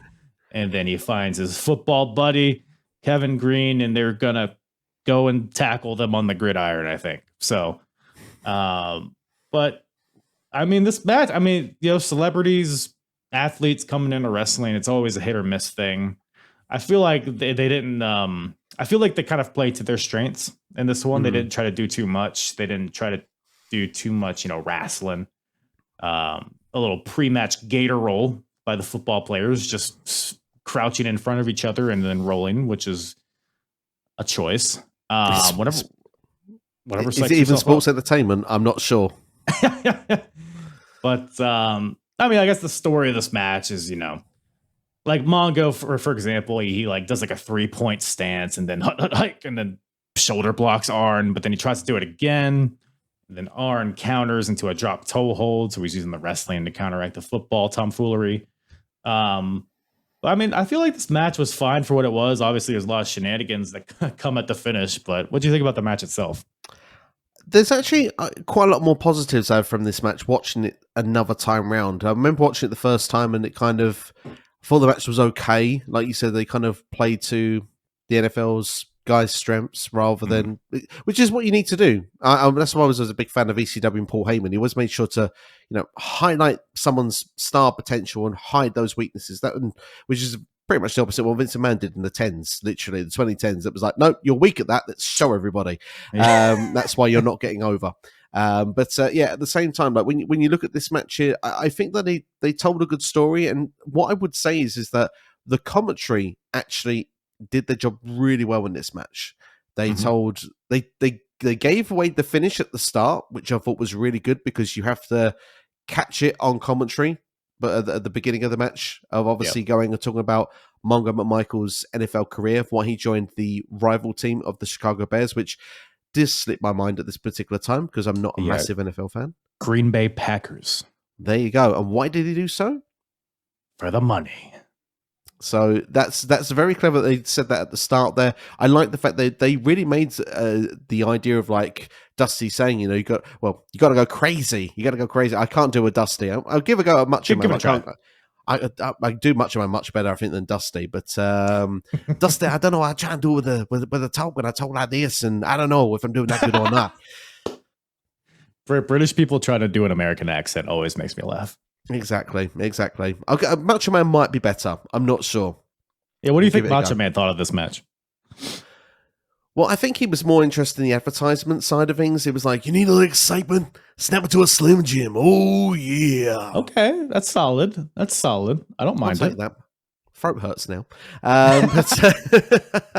But yeah, to be fair, like Dusty was all over the place again, but he was kind of explaining the idea of like what they need to do. He was almost like the coach from afar, but they really played up how Bobby Heenan as well had played his role into the match of using the Horsemen to play to let the NFL guys feel they play to their strengths, but use it as their exploit as their weakness as well into the match. So I like the fact that they threw the credit Heenan's way. I like the fact that they kind of showed the fact of the novices of the NFL players, but kind of tried to build them up as credible threats and how they use the experience of the Horsemen. To deliver that as the story of the match, commentary actually made this another level up than what it would be if, in my opinion, if you're watching it live. But of course, when you watch something live, I suppose if you're watching it with a mute button, because live you've got the buzz and everything in person. But I do think that they added an extra layer to this.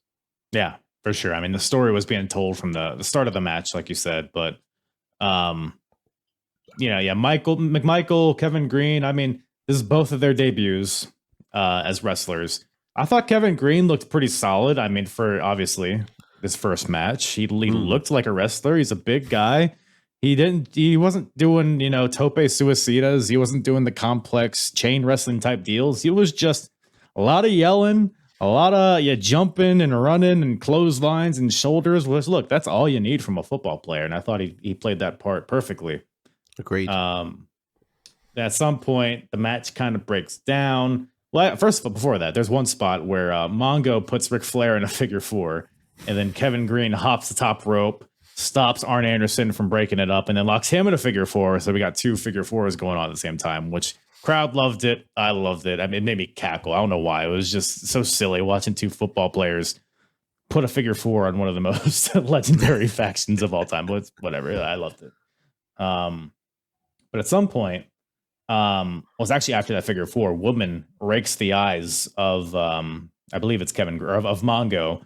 And then the football players' wives, Deborah and Tara, I believe her name was, they get in the face of Woman and Miss Elizabeth. And then basically Woman and Elizabeth, they run the wives to the backstage area and they're all gone.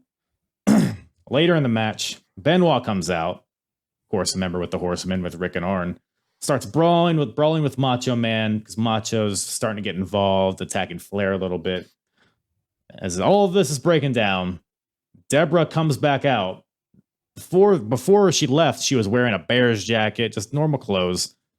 Comes back out wearing a full-on gown, a sparkly gown to match the women that she's walking down with, Woman and Miss Elizabeth. So now she is with them. And she's carrying a briefcase. She has the briefcase. Mongo sees her, and she shows Mongo the briefcase. She opens it, and there's a Horseman t-shirt in there, and a vague amount of money. It seems like a lot of money. I don't know how much money it was, but Deborah's like, look, you got to join them, and then we're going to take the money, or however she talks. So Mongo's like, yeah, good point. So with no questions asked, takes the briefcase, smashes Kevin Green with it, and then Ric Flair pins him. So I thought, and this, like you said, goes back to the beginning. Commentary is like, yeah, Mongo is really persuaded by money. He left his home team to go play for the rivals because that's all he cares about is money. And then here we are, tying the loop. Still, all he cares about is money, even in pro wrestling. So I liked the finish, as silly as it was. It made sense in the story. And now Mongo is the fourth member of the Four Horsemen, which there was only 3 of them before. I always thought that was very silly. So now we got 4 horsemen. And Kevin Green and Macho Man are laid out with the briefcase, and everyone else stands tall. So I thought it was just a good scene, and I thought it played out pretty well for what it was.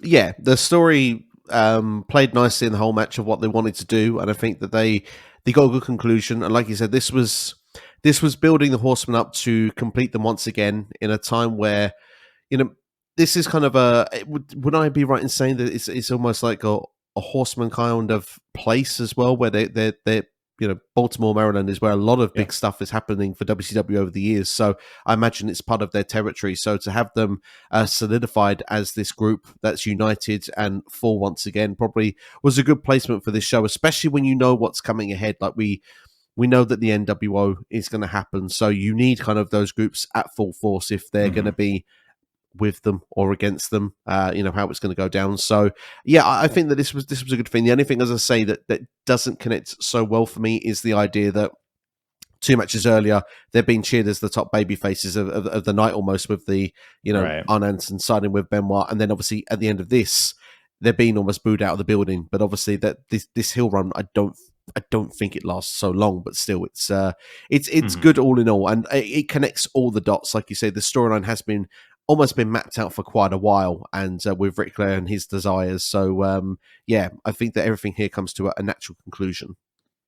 Yeah, no, agreed. Yeah, definitely solidifying the 4 horsemen, and with the NWO coming, you got to have all those solidified factions. So it makes sense on that end.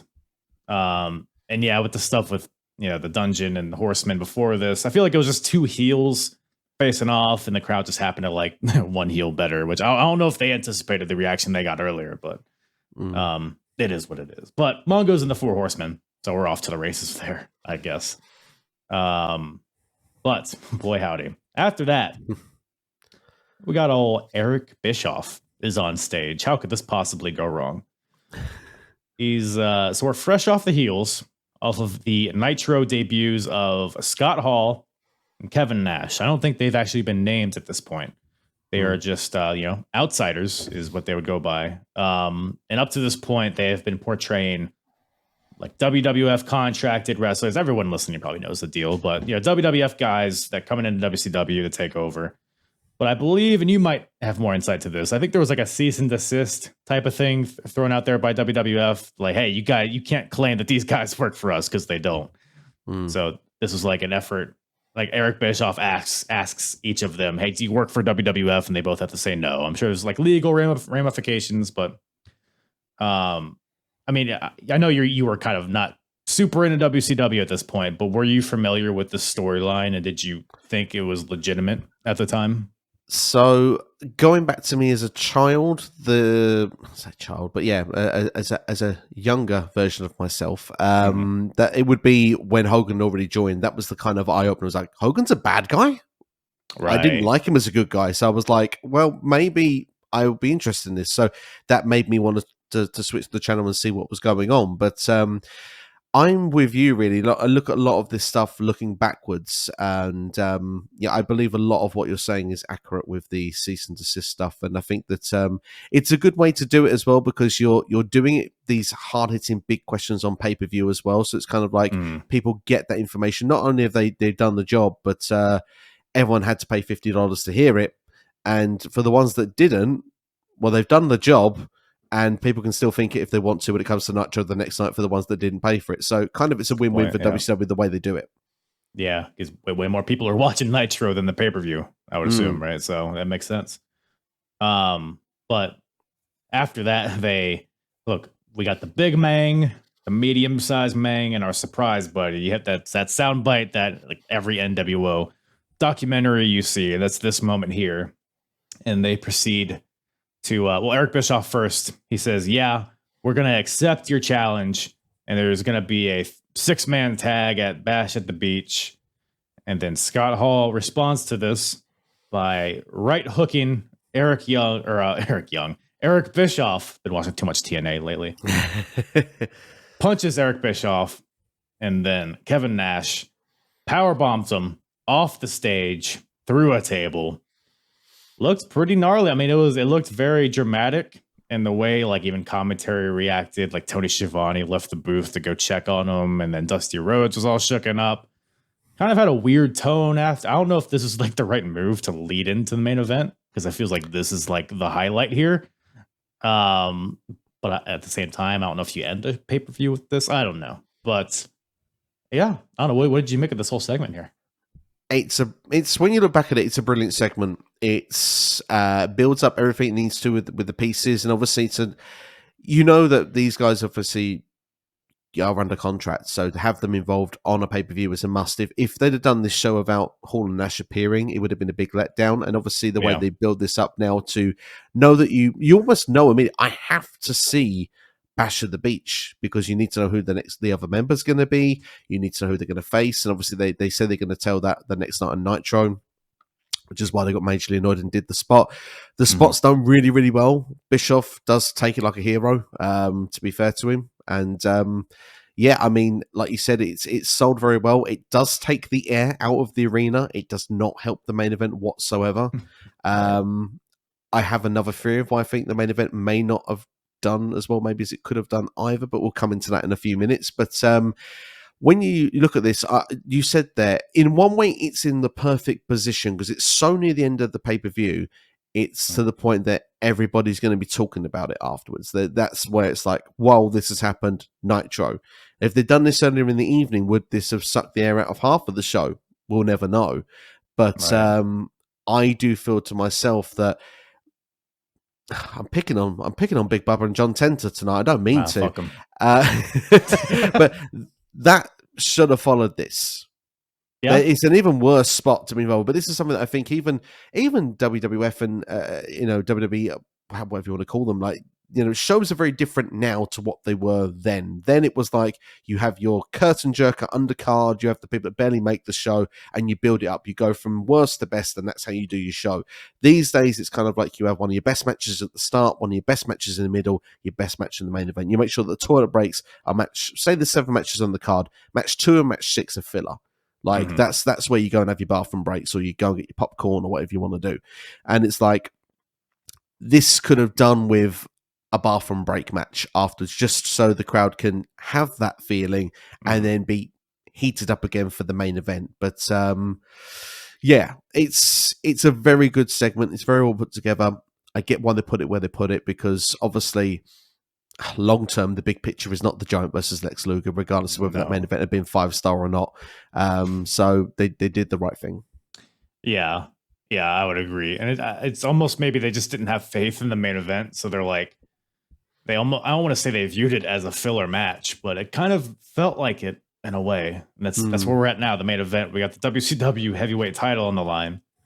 We got the champion, the Giant, defending against Lex Luger. A follow-up from the previous pay-per-view where Sting and the Giant fought for the world title. Now we got Sting's partner, Lex, having a go since Sting couldn't do it. But yeah, man, so the build here, I mean, it's not much of a build. Giant chokeslammed Lex Luger through a table on Nitro, which at the time was a very vicious spot. You didn't really see that a lot. So they're playing into that. Also, Giant and Sting, their match at the last pay-per-view ended with the whole thing where Luger and Jimmy Hart were fighting for the megaphone on the apron. Then it slips out of their hands and the megaphone hits Sting, and that's what leads to Sting losing. So this is kind of like, okay, well, now Lex gets his shot, I guess. But the match itself, I just don't think this was a good match. It was maybe a clash of styles. Maybe it's, Lex Luger being the plucky underdog kind of component of this match didn't really suit his style. They spend the whole match kind of building to, can Lex get him up in the rack? And he kind of does at some point, but it kind of leads to his downfall and kind of an abrupt finish. But I don't know. What did you make of this one? So my other feeling that I thought that didn't help this was the fact it's such a short main event. I wonder if they were overrunning in this show in other areas so that they had to take time off of this match. This match only goes about 11 minutes, which I don't think is ever a good sign for a world title match on your show, unless your superstar is very limited. I know that the Giant at this point was fairly green, but Yeah. My other point that I would say is like you said, that the story of the match is kind of Hulk Hogan versus Andre the Giant style from the 80s. It's 1987. And we're actually in 1996 when this takes place. And we've seen the Giant for the best part of about 7-8 months. And the Giant is someone who, let's be fair, at that point was someone who was quite agile for a big guy. He would he'd fly around the ring, he'd do drop kicks and stuff like that. He would not just. I think he went off the top rope at one point as well in WCW, probably doing a drop kicks. I mean, the guy is shown he's not that kind of one-dimensional, like this is what you have to do to beat him kind of vibe. And I understand that if Lex is a power wrestler, so that's why you need to do that.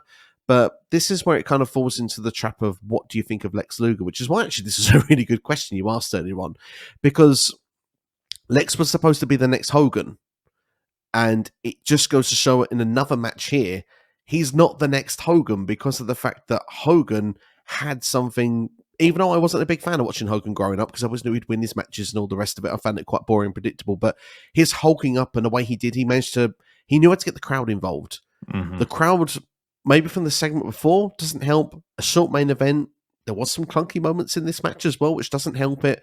But it just felt like that this story was, dare I say, even out of date, even though it makes sense for the time period, and it makes sense now. If you do a smaller guy versus a giant in wrestling, that's the most realistic story you can do. Can he lift the giant up? Because that's kind of how it should be. In modern day wrestling, the giants go off their feet probably far too easily and far too quickly and don't sell it as a big deal. But at the same time, this felt like that it was quite slow paced, quite sluggish, and dare I say, it was quite 1987. I think that was the problem with it. Yeah, no, I would agree. It was very formulaic in a sense, and like it's the whole thing is building to the rack attempt, and I feel like it just kind of came out of nowhere a little bit, and then there was no real follow up. I guess what other follow up could it be? Because Giant's in the corner, he gets at some point knocked like on the top rope, like laying prone on the top rope. Luger kicks him a little bit so that his back is on the top rope, so he's facing the ceiling. So essentially, he's in prime position to get the rack, so Luger can just like basically like a barbell off a rack, just pick him up. And he does pick him up. He walks back. He takes a few steps, but ultimately he crumbles under the weight of the Giant. And Giant kind of like lands on his head, and then he just picks him up and choke slams him for the win. So I think maybe, they could have been pressed for time because it did feel like an abrupt finish. At the same time, I don't know really where else they could have gone with it. To me, it just felt like the drama wasn't there. And like you said, there's other variables like the segment before this, the time they were given, the story building up to it. But it was kind of just a lukewarm way to end up pay-per-view, in my opinion. But I don't know. It was a showcase for the Giant, I guess, because he spent most of this match just beating up on Lex. And I know Lex, he does, get some steam later on. I think, is it this year? Maybe the next year when him and Hogan go at it. So 97. And to be fair, actually, Lex does. That's the best version of Lex in WCW for me, is the spring, early summer part of 97. And then I think the wheels sort of fall off a bit around, is it Hog Wild, Road Wild, whichever they choose for that year. I think that's when the wheels start to fall off. But I mean, Lex, they do a better job with him. I have a question for you, actually. Do you think that this show would have been better off of this match being the sub-main event, and actually the NFL versus WCW should have been the main event instead? That's a good question. I would probably say so. I mean, yeah. I'm trying to think because it ended with Mongo turning. Maybe, I would say it probably had more personality, that tag match, than did this match. But at the same time, I do understand having your world title in the main event. Just the traditionalist in me. Absolutely. But, either way, I think, the Kevin Nash Scott Hall thing is going to, be the thing people are talking about. So maybe ultimately it doesn't matter because people are going to tune into Nitro and see what's up with that anyways. So. True story. I don't know, man. I don't know, but that brings Great American Bash 1996 to a close. Any other thoughts on this show? Anything we missed? I don't think we missed anything necessarily. I think that we hit all the bases. Obviously, there is an open question of Mean Gene if he's on commission rather than an hourly rate. But he's making a killing if he is. Absolutely. But for me, I do think this is an enjoyable show overall. I think there is for the time period, there was a lot of matches that are worth going and checking out. But obviously, that middle part, as we've probably said since the start, I think the Rey versus Dean and the Falls Count Anywhere, Benoit and Sullivan, those are the two must go and sees. If you like your drama and your outside influence of celebrity, then that tag team match also probably is worth a go. But all in all, I think this show is. I think it's worth people's time to go and check out, but obviously there is another hot show just around the corner, and I think Bash of the Beach certainly is one to definitely keep an eye out for when you're next recording that. It's definitely going to be one that people must tune in for. Yeah, it's kind of weird watching this in hindsight because everybody kind of knows it's pretty much the springboard into the NWO, this show. So it's almost hard to like watch this show in a vacuum. But yeah, I agree with you. Like Dean Malenko and Rey Mysterio, I mean, I don't want to say they saved this show because there was some other good stuff on this show, but I think that's what really elevates it, in my opinion. Definitely the thing that's worthwhile and going back and watching, if nothing else. But once again, man, I appreciate you making the time, checking out some 1996 wrestling, some WCW. Where can everybody find you and your lovely YouTube channel and listen to you and give you all the likes and cuddles and kisses? Well, so I'm definitely a cuddling kind of guy, so certainly do get involved with everyone for that. But thank you for having me on. It's SCW, the wrestling channel on YouTube. And literally, I just talk a lot of wrestling. If you're into WWE, AEW, Impact, certainly it's a place to come and hang out. I do live content quite regularly, whether it's questions and answers, whether it's predictions, reviews. I like to dabble in a bit of retro as well from time to time, whether it's match watch-alongs or just going through certain shows as well. We'd definitely love to have you on for one of those in the future as well. Absolutely. If you'd ever be down for that. And obviously I've done collaboration videos where I get a lot of YouTubers together to be involved in videos, and that's where a lot of people might be able to find you on my content, whether it's best SummerSlams, worst WrestleMania matches, stuff like that. So yeah, there's lots of stuff for people to sink their teeth into. So I appreciate you having me on. It's always a fun time collaborating with you. You always do great work on this channel, and I always look forward to your reviews each and every week. So I just will say to everyone, whether they're watching, they're listening, whether they're maybe eavesdropping somewhere on someone else listening in, subscribe, follow, leave a good review. Honestly, you're doing great stuff here. And the Apron Bump, it truly is the hardest part of the ring, and it's a must listen in the wrestling community. Oh, I appreciate that very much. You'll see my big dumb face on your channel from time to time if you're willing to have me. Worst SummerSlam, what was it? Like worst WrestleMania match, best SummerSlam match. You do a lot of good stuff, a lot of unique stuff. I love how you collaborate with other channels and stuff like that. So it's always good to see. I don't know. What do you think? What do you think Dusty Rhodes would have to say about Great American Bash 1996? Let's see. You say it was funky like a monkey. It was no, I can't do that. I can't do it at all. Once again, thank you to Steve from SCW Wrestling Channel for joining me on this lovely, lovely Great American Bash. Figured I'd reach out to a Brit from Sweden to cover some American wrestling. So go check out Steve. Like I said in the intro, puts out a ton of great content. Give him a subscribe, give him a like, give him a kiss on the cheek. Do all of those things. And hey, what else is there to do but hit that jingle, Bartholomew? WCW, ECW, WWF, who's the hardest promotion? Eric or Vince or Paulie? I think we can agree, though, it's mostly shit. Alrighty then. Time to grade this bad boy. Time to see if WCW overtook anything over WWF or ECW at this point in time. June 16th, 1996. So if you have not listened and or watched this before, which by the way, this is on YouTube, so I will be sharing my screen if you want to walk through this with me visually. But if not, if you're listening in audio land, Daddy will walk you through it as well. So first things first, before we get into anything else, let's grade this pay-per-view from a scale of S to F. S being the best, F being the worst, of course. So I'm thinking C at best, right? because there is some good stuff on this show, but there's also a lot of bad on this show. The overall pace of this show was a bit off. Felt a bit off to me. You did have Ray and Dean for the Cruiserweight title, which I think saved this show. Regal and Sting was fine. You have the opener of the big sweaty men slapping meat. Was fine. So there was some redeemable stuff on this show, but this show overall felt like busy work. You know what I mean? It felt like, let's just get this show out of the way so we can go to Bash at the Beach and do our real big show. So I'm thinking C. If Dean and Ray wasn't on this show, it might be D territory. But man,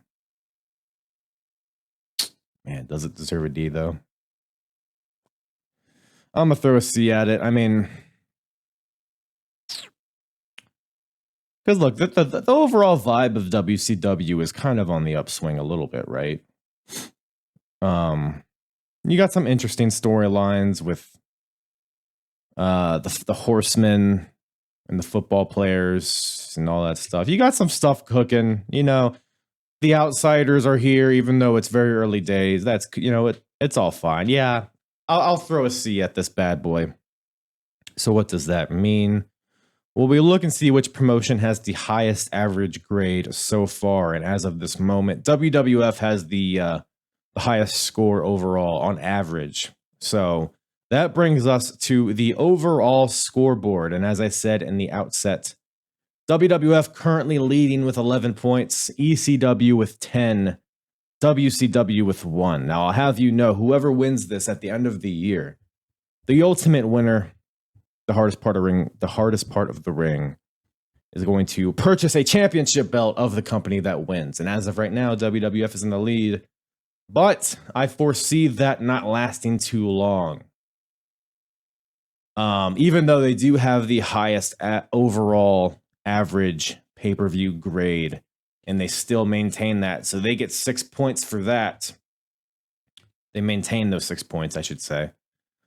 Best pay-per-view of the year, WrestleMania 12. I believe that's the only one with an A grade. So naturally, that is still the best of the year. Worst, still WCW Super Brawl, which I believe got an F. All right. Yeah. So no changes there.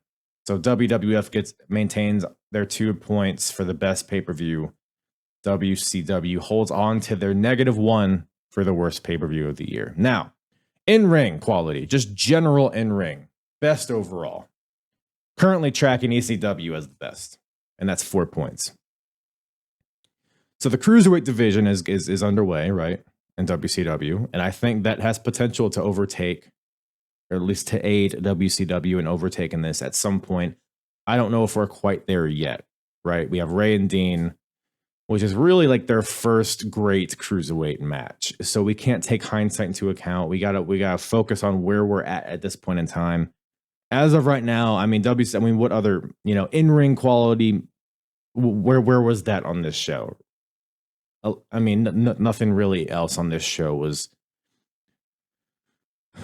I think the ceiling on this show outside of Ray and Dean was okay.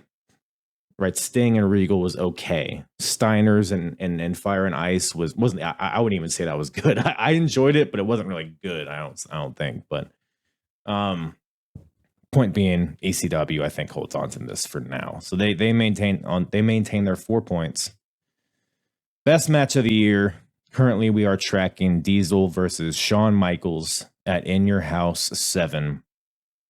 So WWF has that at this point. Now the question is, was Rey Mysterio versus Dean Malenko on this show, Great American Bash, was that better than Shawn versus Diesel? Because Ray and Dean was the best show of the night, for sure.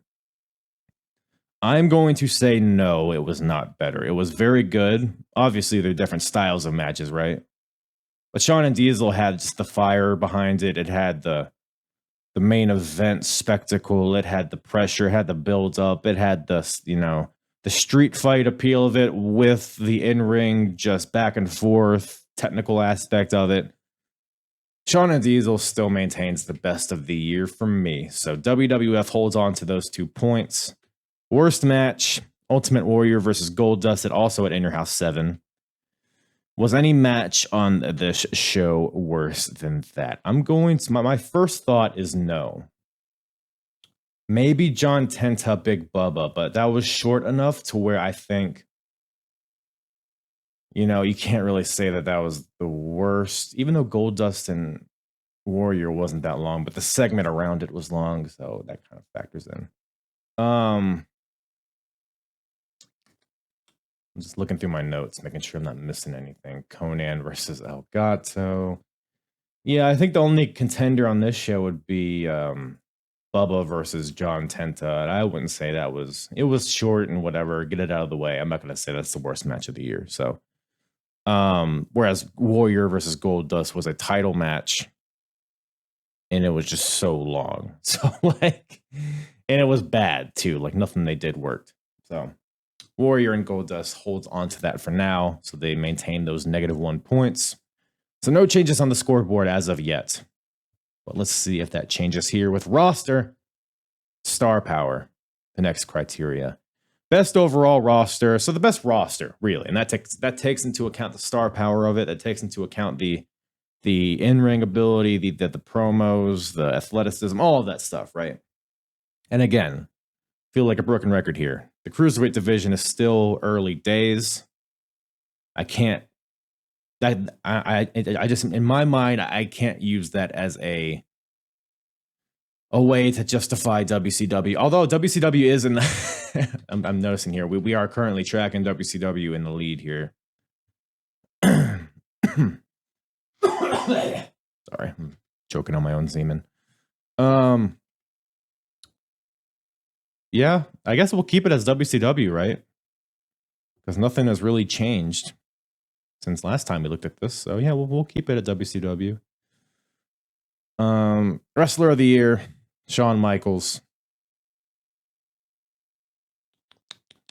Who on this show, who in WCW at this point would give him a run-in? Maybe Ric Flair? Maybe Sting? I don't know. Yeah, I don't think anybody's overtaken Shawn just yet. So WWF holds on to those 2 points. Worst wrestler of the year, Kevin Sullivan. Now, Kevin Sullivan hasn't been wrestling a ton lately. So I'm wondering, do we knock him out of the worst of the year, given the fact that maybe he's becoming a little more aware that he doesn't offer a lot in ring? Not yet, I don't think. I think maybe eventually he will fall out of this category. But right now, I think we like who else would be in the running for that? Maybe a Big Bubba, maybe a maybe a Ice Train. I don't know. We'll keep Kevin Sullivan there. So WCW maintains that -1 point. Out of ring. So we're talking about gimmicks. We're talking about characters, promos, storylines, all that stuff. Right now, the best overall, we're tracking ECW as the best. And I still maintain that because WCW, look, the outsider stuff is it's very good, right? But again, very early days. And that'll most likely manifest into something, that drives WCW to maybe be considered the best in terms of out of ring. But as of right now, ECW just has so much good stuff going on. They got Raven and Tommy Dreamer. They got they got Taz and Sabu. They just got Taz, just the overall build of Taz. Shane Douglas is a great character that's starting to flesh out. The tag division is very competitive. They just got some good stuff going on. The promos in ECW are by far the best. Just overall, just in general. So ECW holds on to those 4 points. Best character storyline. We are tracking Taz in ECW as the best. Just the slow build of him. He just beat a UFC fighter. He's squashing people, breaking people's necks, the slow build to the Sabu match, the presentation. I mean, it's just great. Anybody on this show really kind of does anybody on this show kind of push him out of that, or does any storyline in general? You can argue Four Horsemen versus the football players, or the Mongo situation, just the Horsemen in general, perhaps. The Outsiders, of course. I think the Outsiders might have the potential to overtake Taz here, but not yet. I don't think. Again, I think that's the theme here with Great American Bash. It's like we're revving up for something great, right? But I don't think we're not near that apex yet. I don't think so. I think Taz holds on to this one, and ECW maintains those 2 points. Worst character and storyline: the Dungeon of Doom. You saw it on this show with Big Bubba. I think he might have been the only representative on this show, particularly. I mean, John Tenta and Big Bubba is a really shitty storyline. I guess that's Dungeon of Doom, right? So yeah, you know what? Dungeon of Doom holds on to this, -1 point. So we got no changes, folks, from Great American Bash. WWF still in the lead with 11, with ECW right on its tail with 10, and WCW with 1 measly point. So no changes here. But as we enter the midpoint of the summer of 1996, we got a lot of scuttlebutt. We got a lot of shenanigans on our ways. So looking forward to that. So make sure you subscribe on YouTube if you're watching or listening, or subscribe to whatever podcast platform you'll listen to. If you like this type of episode, if you made it to this point in the episode, you want to kind of revisit this era that we've been talking about, then the mid-90s, the wrestling wars of the 90s, you can go to apronbump.com and you can go to the episodes tab. And you can select any promotion, any era that I cover. Cover a lot of stuff on this podcast, but you can select Wrestling Wars of the 90s, and that'll bring you to all of the WWF, ECW, WCW shows that I've covered chronologically. So you can come along this journey with me. Do that. I think that's it. I think that's all I got for you. I thought I had something else, but I think that about does it for today. Thank you guys so much for listening. Gee Willikers, I do love you all. I know I say it every time, but I really want to come through this camera and give you a big old smooch on the cheek. But until that technology is invented, I will just bid you adieu and give you a nice wave goodbye. Thank you guys so much for listening. I love you all. Yeah. I am hard. The hardest, talk around and disregard it. Strip you off the ground, show you what hard is. Standing strong and proud, nothing knock it. Let's get it started. It's the hardest, talk around and disregard it. Strip you off the ground, show you what hard is. Standing strong and proud, nothing can knock it.